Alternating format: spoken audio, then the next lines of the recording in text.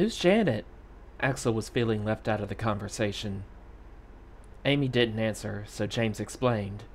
She lived with the girl, taught her to read. Was she a watcher? No, a medic in the mines. She came when the gas was bad, or the tunnel fell in. She got crushed. They let her care for babies after that. It was baby time. Oh, said Axel. Now she's dead? The crazy hesitated and then jerked his head. Yes. Axel looked over at Amy, who sat huddled, her hands over her eyes. You never told me about her, the boy said, idly curious. No, she said, and hoped he wouldn't ask more questions. She didn't want to talk about it. There was no reason for Axel to care, and somehow, when you told something that mattered very much to you to people who didn't care, their disinterest spoiled things, made them cheap. You sleep now. Pebbles crunched as James stood up. I'm going to get branches to keep the sun off of you. They heard him moving about in the grass, heard branches breaking, rustling noises, and smelled pine.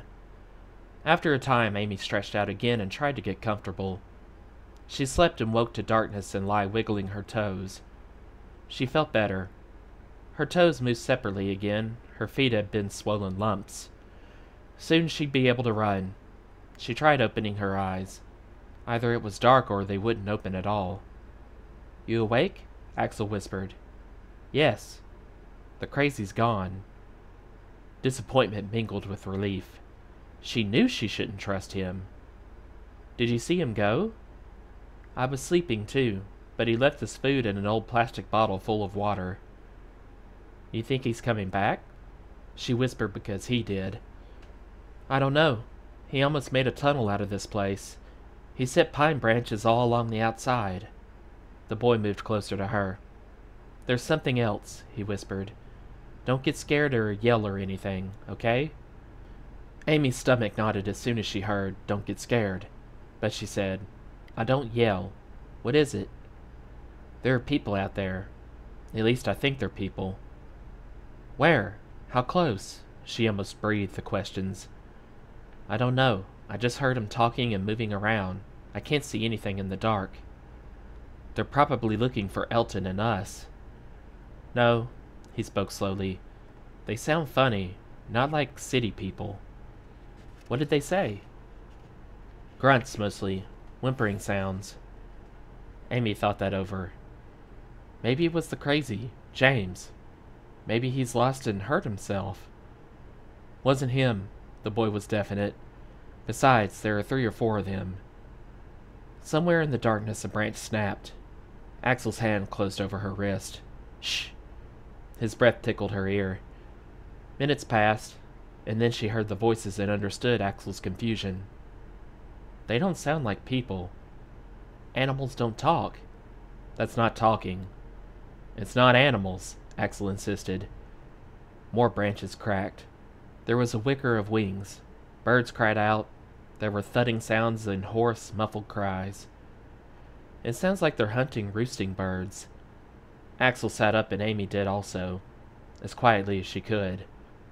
It seemed a good time to move, while the intruders were occupied. She brushed leaf bits and tiny pebbles from her arms. The 2 of them sat in their dark burrow, listening to the sounds that suggested a pack of carnivores feeding, animals fighting and snarling and cuffing over their kill. A sudden gust of wind stirred the trees and roused the scents of moss, pine, and clay, and a more familiar scent of long unwashed human. There was another pervasive odor, which Amy couldn't identify, like sewer gas but different. What sounded like a child cried out. There was a muffled slap and then wailing. Axel shifted uneasily. What do you think they're doing here? He whispered. Like us, maybe? Amy suggested. If we got out and the crazy got out, other people must too. Maybe there are a lot of people out here, hiding in the hills. But how do they live? How did crazies live in the city? She countered. Any way they can. Then they die. That's horrible. Amy didn't answer. There were a lot of things Axel couldn't understand, and which she could never explain. Because he hadn't grown up that way, he never knew.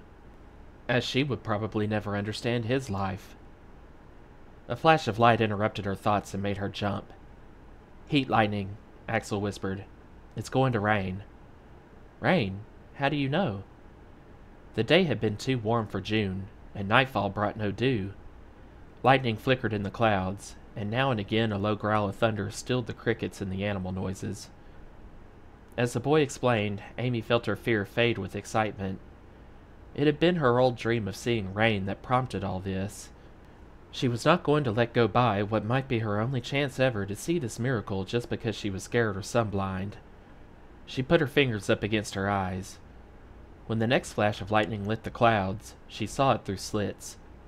If she could push the lids up far enough, she reasoned, she could hold them open and protect her eyes from the glare by cupping her hands. And she did. In her excitement, she forgot everything else, including pain and fear. Even Axel seemed incidental. There came a flash where she could see the pine branches that screened the ledge. She reached out and pushed a window through them. A drop of water splattered on her hand, and from the distance came the hissing sound of falling rain. The summer storm was wild and brief, with lightning bolts and thunderclaps and the smell of ozone. The clouds poured rain and hurried on, driven by a high west wind. Amy watched, entranced. It was better, more beautiful than anything she had ever imagined. White and yellow jags of light tearing through dark blue clouds. Great free claps of thunder noise that made her jump, yet want to shout for joy. Silver streaks of water, clouds flickering pink and gray.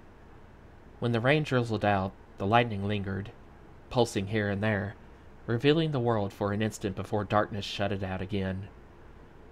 Some of the bolts touched down very close to the ledge. Once a tree cracked and flamed, dirt flew, and something screamed in terror as darkness returned. The cry startled Amy from her fantasy. Axel whispered, "It must have hit one of them."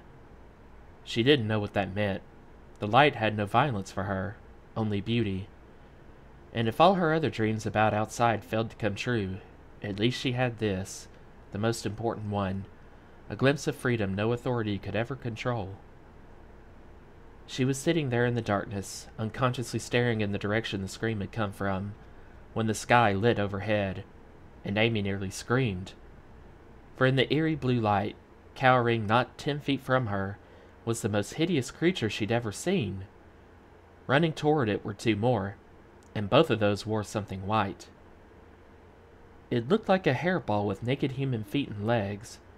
A well-clawed human hand protruded from that ball to jerk the hair back and reveal a face with mad black syrup eyes and large crooked teeth and a mouth twisting with hate or fear. The hand and face were caked with blood and dirt. A bird's wing was tangled in the mat of hair and feathers mixed with offal. The creature looked up at the sky and shrieked and ran. Axel saw only the 2 pursuers as they passed, and he moved back so quickly that he bumped his head against the concrete overhead. He didn't cry out, for which Amy was grateful, but she heard him whimper as he curled up into fear. She nearly cried then. He had been so brave ever since that first shaft of sunlight. Now he sounded beaten. She reached out in the dark until she touched him and patted awkward comfort as best as she could. And with her other hand she kept one eye open, watching. The lightning died away and stopped. Minutes passed.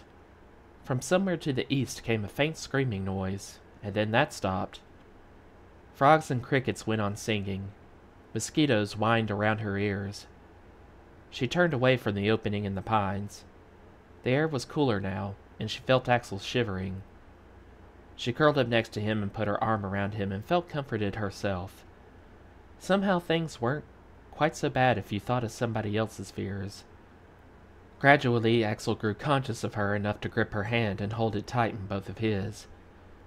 About the time she heard his breathing deepen into sleep, she felt her left arm going numb from lying on it. But she didn't move for fear of waking him. Besides, she told herself, it was warmer this way. With the soda bubbles in her arm keeping her awake, she thought about those creatures.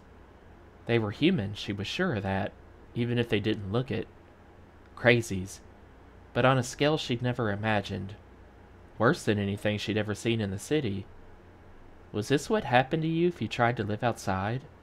If there was no one to cut your hair, nothing to cut it with, no clothes to replace those you lost, unless you killed Elton or someone like him? Like her and Axel? And food. Where did they find enough to eat? They had no cookers. They had to eat things raw. What else was there besides birds, insects? She shuddered at that idea. Maybe what Axel called rabbits, that blood on their faces. What if Axel couldn't find the way home? Had these people had dreams of outside too before they left the city? She forced herself to stop thinking then. It was too frightening. That would not happen to her.